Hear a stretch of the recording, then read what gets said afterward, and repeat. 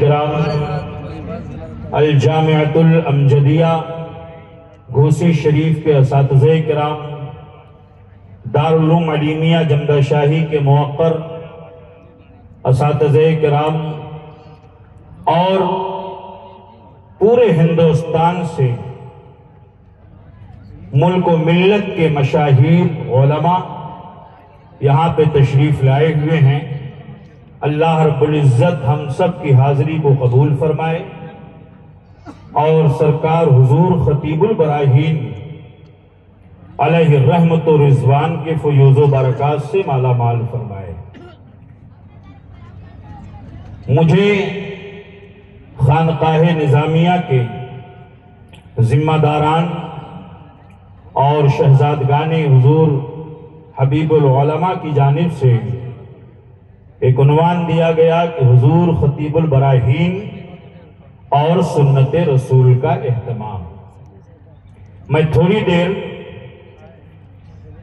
اس عنوان کے تحت آپ سے گفتگو کرنے کی سعادت حاصل کروں گا۔ آج ہم اور آپ یہاں پر اس عظیم نظامی دربار سے کچھ لینے کے لیے آئے ہیں اور سرکار حضور خطیب البراہین کی بارگاہ میں آ کر اور یہاں سے علماء کے بیانات سن کر اس پر عمل کر کے اپنی زندگی کو سنوارنے کے لیے آئے۔ نبی کونین جناب محمد رسول اللہ صلی اللہ علیہ وسلم کے تعلق سے رب کا ارشاد گرامی لقد کان لکم فی رسول اللہ اسوۃ حسنہ۔ اے لوگو، نبی کونین صلی اللہ علیہ وسلم کی زندگی تمہارے لیے نمونہ عمل ہے۔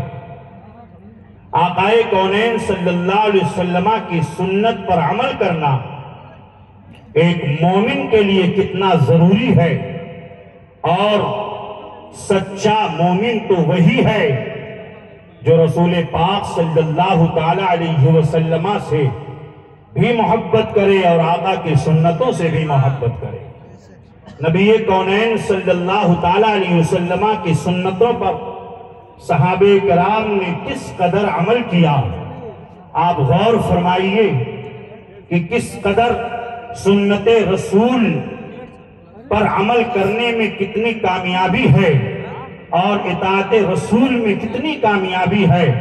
اعلیٰ حضرت عظیم البرکت آیت من آیات اللہ معجزۃ من معجزات رسول اللہ امام احمد رضا خان علیہ رحمت و رضوان یوں عرض گزار ہوتے ہیں کہ مومن وہ ہے جو ان کی عزت پہ مرے سے، مومن وہ ہے جو ان کی عزت پہ مرے دل سے، تعظیم جو کرتا ہے نجدی تو مرے دل سے، نجدی تو مرے دل سے۔ آقائے کونین صلی اللہ علیہ وسلم کی سنت پر عمل کرنا، صحابہ کرام نے کس قدر سنت رسول پر عمل کیا۔ حضرت سیدنا عثمان ابن عفان رضی اللہ تعالیٰ وارضاہ عنہ ہیں، وضو بنا رہے ہیں، وضو بناتے بناتے آپ مسکراتے ہیں۔ کسی نے پوچھا حضور آپ مسکرا کیوں رہے ہیں؟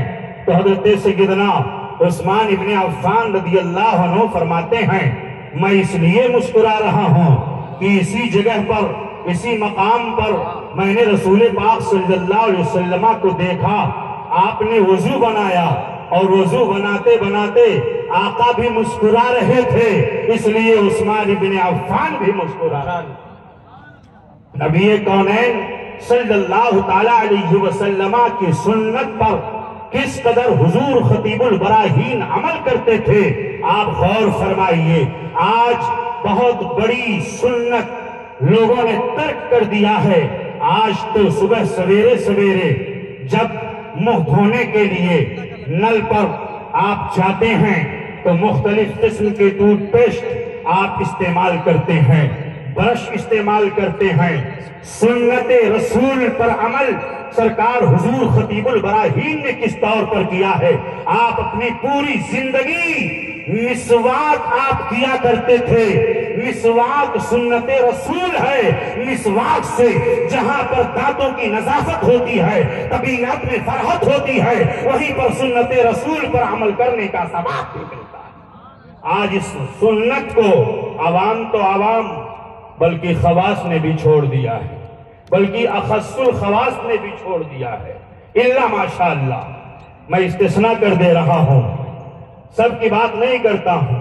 سنت رسول کا اہتمام کس قدر سرکار حضور خطیب البراہیم نے کیا ہے، ان کی نگاہوں کے سامنے اعلیٰ حضرت عظیم البرکت کا یہ شعر تھا کہ ثابت ہوا کہ جملہ فرائض فرو ہے، ثابت ہوا کہ جملہ فرائض فرو ہے،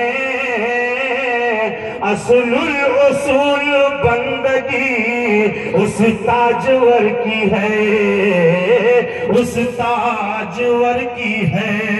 سرکار حضور خطیب البراہیم سنت رسول کا کس قدر اہتمام کرتے تھے۔ میرے آقا ارشاد فرماتے ہیں لولا ان اشق علی امتی لامرتہم بالسواک عند کل صلاۃ۔ آقا ارشاد فرماتے ہیں اگر میں اپنی امت پر دشوار محسوس نہ کرتا تو ہر نماز کے وقت حکم دیتا کہ ہر نماز کے وقت مسواک کیا کرو، ہر نماز کے وقت مسواک کیا کرو۔ اے دروس نظامی میں تشریف لانے والے برادران اہل سنت، آج ماؤتھ کینسر بڑھ رہا ہے ہندوستان میں۔ ماؤتھ کینسر کی تعداد عوام الناس میں بہت تیزی کے ساتھ بڑھ رہی ہے۔ ڈاکٹر پریشان ہے، ممبئی کے ٹاٹا ہاسپٹل کے ڈاکٹر پریشان ہے، ماؤتھ کینسر بڑھ رہا ہے۔ آخر کس وجہ سے بڑھ رہا ہے؟ علماء تشریف فرما ہے اور ذمہ دار علماء تشریف فرما ہے، ان کی موجودگی میں عرس نظامی کے اسٹیج سے میں آپ تک یہ پیغام پہنچا رہا ہوں۔ اے عرس نظامی میں آنے والوں، اگر کینسر سے بچنا ہے، ماؤتھ کینسر سے بچنا ہے، جسمانی بیماریوں سے بچنا ہے تو مسواک کا اہتمام کر لو۔ دنیا کے بنائے ہوئے اور دنیا کے ان کمپنیوں سے، اسرائیلی پروڈکٹ سے، اسرائیلی کمپنیوں سے بنائے ہوئے ان کو پروڈکٹ کو چھوڑ دو، سنت رسول پر عمل کرو، دنیا میں تمام بیماریوں سے بھی بچ جاؤ گے اور آخرت کی نعمتوں سے سرفراز بھی ہو۔ سرکار حضور خطیب البراہیم، اللہ اکبر، سبحان اللہ، تحفہ لینا بھی سنت اور تحفہ دینا بھی سنت۔ میں نے اپنی ماتھی کی نگاہوں سے دیکھا، حضور ہمارے گاؤں تشریف لے گئے۔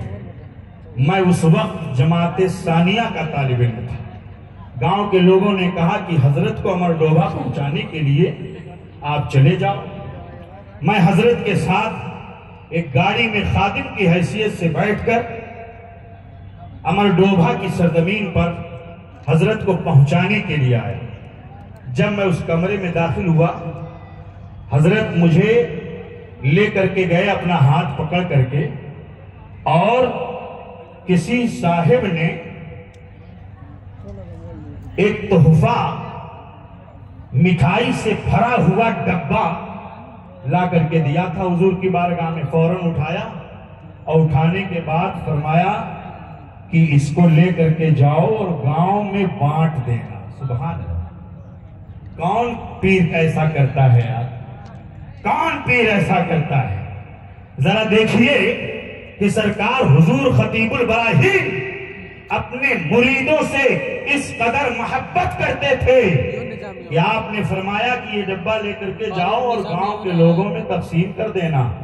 آج اگر تھوڑا سا منصب مل جائے تو انسان یہ سوچتا ہے کہ میں اپنا بیگ لے کر کے ہاتھ میں جاؤں، یہ میری شان کے خلاف ہے، یہ میری عزت کے خلاف ہے، میرے ساتھ میرا خادم ہونا چاہیے۔ اگر مہنگی 1-2 کروڑ کی گاڑی میں بیٹھا ہوا ہے تو دل میں یہ احساس گدگدی پیدا ہو رہی ہے کہ لگتا ہے مجھے لوگ دیکھ نہیں رہے ہیں، کون کون مجھے دیکھ رہا ہے۔ میری گاڑی کہاں کہاں سے گزر رہی ہے، کس کی نگاہ میری گاڑی پر پڑ رہی ہے، مگر سرکار حضور خطیب البراہیم کی زندگی کو آپ دیکھو اور قرآن پاک کی آیت کریمہ کو نگاہوں کے سامنے رکھو۔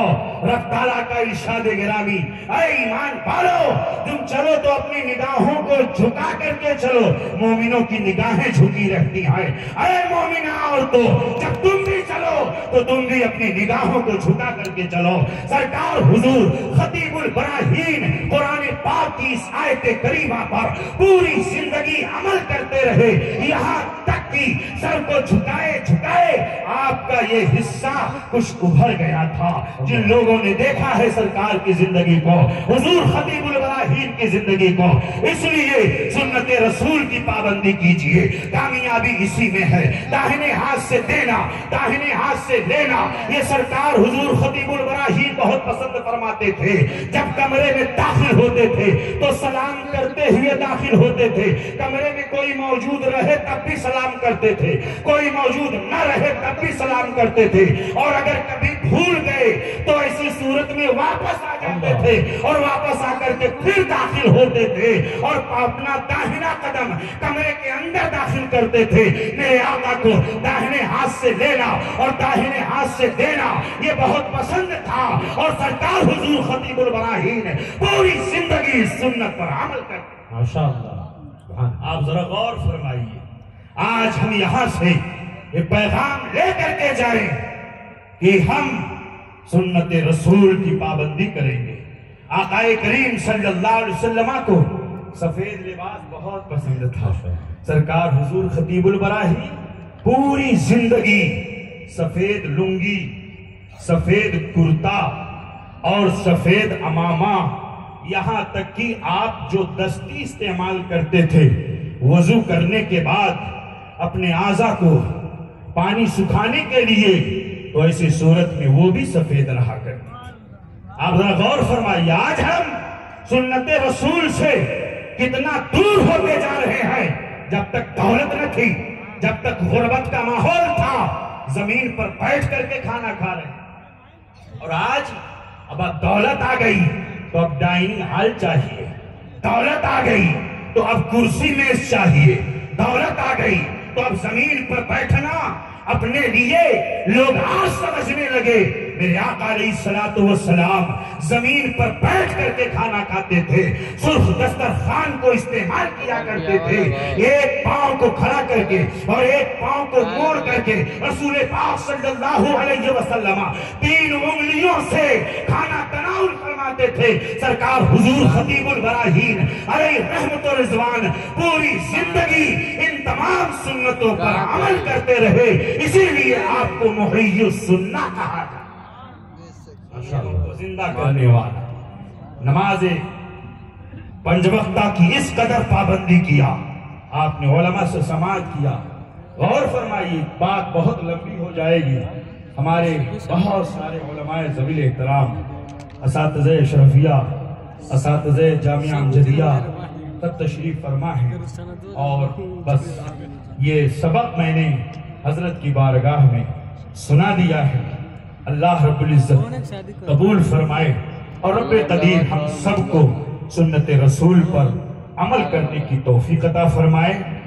جن کی ہر عطا سنت مصطفیٰ، جن کی ہر عطا سنت مصطفیٰ، جن کی ہر عطا سنت مصطفیٰ،